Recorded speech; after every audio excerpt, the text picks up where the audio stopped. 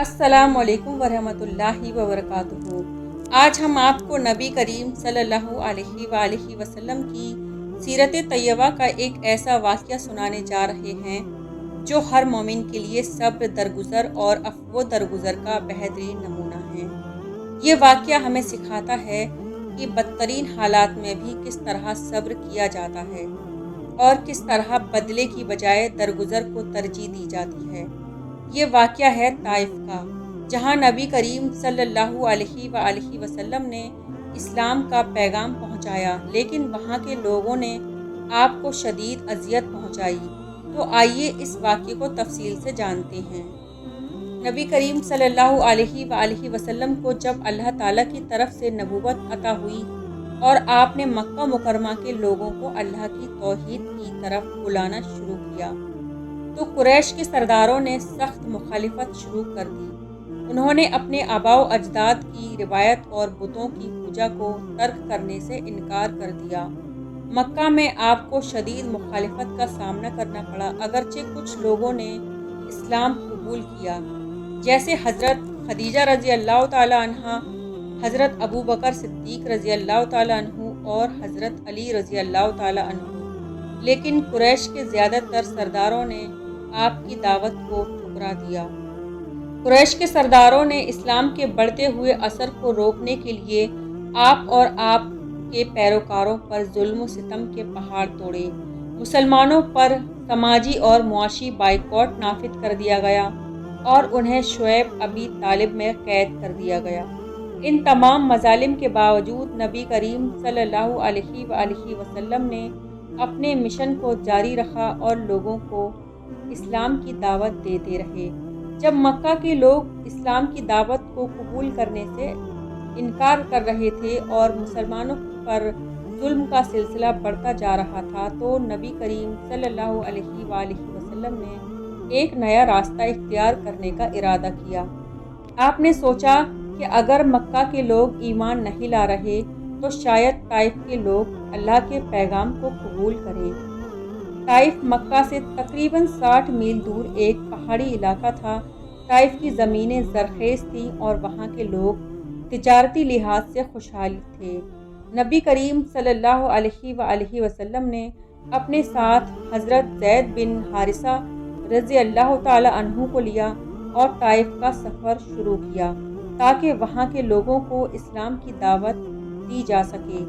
में पहुंचकर नबी करीम सल्लल्लाहु अलैहि वसल्लम ने कबीला शकीफ के 3 बड़े सरदारों अब्द यालील, मसूद और हबीब से मुलाकात की। आप सल्लल्लाहु अलैहि वसल्लम ने इनके सामने इस्लाम की दावत पेश की और उन्हें अल्लाह की तौहीद, रिसालत और आखिरत का पैगाम दिया।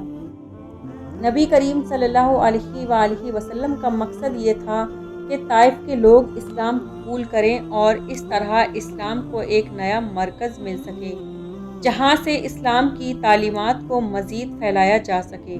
लेकिन अफसोस, ताइफ के सरदारों ने आपकी बात को संजीदगी से सुनने की बजाय आपका मजाक उड़ाया। अब्द यालील ने तो मस्खराना अंदाज में कहा, क्या अल्लाह ने तुम्हें नबी बनाकर भेजा है? दूसरे सरदार ने कहा, अगर तुम वाकई नबी हो तो मैं काबा के पर्दे को चाक कर दूंगा। तीसरे ने कहा, क्या अल्लाह को तुम्हारे अलावा कोई और नहीं मिला कि वो तुम्हें नबी बना दे? ताइफ के सरदारों ने न सिर्फ आपकी बात को मस्तरद किया, बल्कि अपने गुलामों और शहर के शरारती लड़कों को नबी करीम सल्लल्लाहु अलैहि वसल्लम और हज़रत ज़ैद बिन हारिसा रज़ी अल्लाह ताला अन्हु पर पत्थर बरसाने का हुक्म भी दिया। जब आप सल्लल्लाहु अलैहि वसल्लम ताइफ से निकलने लगे तो वो लोग आपके पीछे पत्थर फेंकते रहे।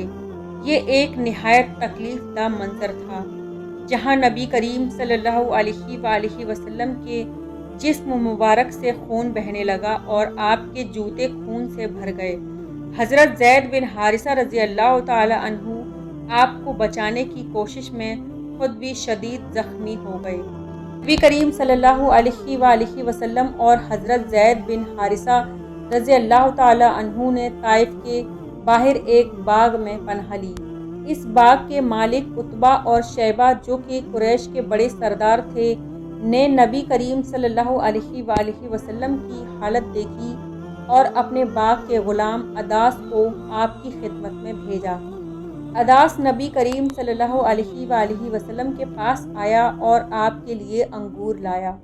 آپ صلی اللہ علیہ وآلہ وسلم نے اللہ کا شکر ادا کیا اور انگور کھائے۔ آپ نے اداس سے اس کا نام اور اس کے علاقے کے بارے میں پوچھا، اور جب اداس نے بتایا کہ وہ نینویا سے ہے تو نبی کریم صلی اللہ علیہ وآلہ وسلم نے کہا، یہ حضرت یونس علیہ السلام کا شہر ہے۔ یہ سن کر اداس حیران ہوا اور پوچھا، آپ کو حضرت یونس علیہ السلام کے بارے میں کیسے علم ہے؟ نبی کریم صلی اللہ علیہ وآلہ وسلم نے فرمایا، وہ میرے بھائی ہیں، کیونکہ میں بھی اللہ کا نبی ہوں اور وہ بھی اللہ کے نبی تھے۔ یہ سن کر اداس فوراً آپ کے ہاتھوں کو بوسہ دینے لگا اور اسلام قبول کر لیا۔ طائف کے اس تکلیف دہ واقعے کے بعد نبی کریم صلی اللہ علیہ وآلہ وسلم نے اللہ کے سامنے ایک عاجزی سے بھرپور دعا کی، جو ہمیں صبر، تحمل اور اللہ کی رحمت پر یقین کی عظیم مثال فراہم کرتی ہے۔ آپ صلی اللہ علیہ وآلہ وسلم نے دعا میں عرض کیا، اے اللہ، میں تجھ سے شکایت کرتا ہوں اپنی کمزوری کی، اپنی بے بسی کی اور لوگوں کے سامنے اپنی بے قدری کی۔ اے سب سے زیادہ رحم کرنے والے، تو ہی کمزوروں کا رب ہے اور تو ہی میرا رب ہے۔ اگر تو مجھ سے ناراض نہیں ہے تو مجھے کوئی پرواہ نہیں، لیکن تیری رحمت میرے لیے زیادہ کشادہ ہے۔ میں تیری روشنی کے نور میں پناہ مانگتا ہوں، جس سے ہر اندھیرا روشن ہو جاتا ہے اور دنیا اور آخرت کے معاملات سدھر جاتے ہیں۔ یہ دعا نبی کریم صلی اللہ علیہ وآلہ وسلم کی عاجزی، اللہ پر مکمل اعتماد اور اللہ کی رحمت کی طرف رجوع کا بہترین نمونہ ہے۔ اسی وقت اللہ تعالیٰ نے حضرت جبرائیل علیہ السلام کو نبی کریم صلی اللہ علیہ وآلہ وسلم کی مدد کے لیے بھیجا۔ حضرت جبرائیل علیہ السلام نبی کریم صلی اللہ علیہ وآلہ وسلم کے پاس آئے اور عرض کیا، اے اللہ کے رسول، اللہ تعالیٰ نے آپ کی دعا سن لی ہے اور پہاڑوں کا فرشتہ حاضر ہے۔ اگر آپ چاہیں تو ان دو پہاڑوں کو ملا کر طائف کے ان لوگوں کو ہلاک کر دوں جنہوں نے آپ کو اتنی اذیتیں دیں۔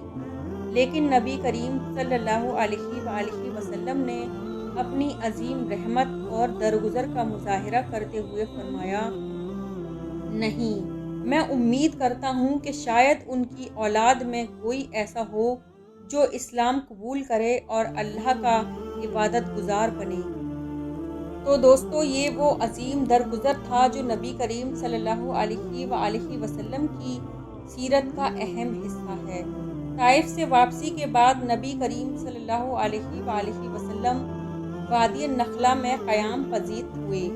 یہاں ایک رات آپ قرآن کی تلاوت فرما رہے تھے کہ جنات کا ایک گروہ وہاں سے گزرا۔ جب انہوں نے قرآن کی تلاوت سنی تو وہ رک گئے اور غور سے سننے لگے۔ قرآن کی تلاوت نے ان کے دلوں کو متاثر کیا اور وہ فوراً اسلام قبول کر گئے۔ یہ واقعہ اس بات کا ثبوت تھا کہ اللہ کا پیغام ہر مخلوق تک پہنچنے والا ہے۔ ویڈیو دیکھنے کے لیے بہت بہت شکریہ۔ اگر اچھی لگی ہو تو شیئر کریں، کمنٹ کریں اور چینل کو سبسکرائب کریں۔ ملتے ہیں اگلی ویڈیو میں، تب تک کے لیے اللہ حافظ۔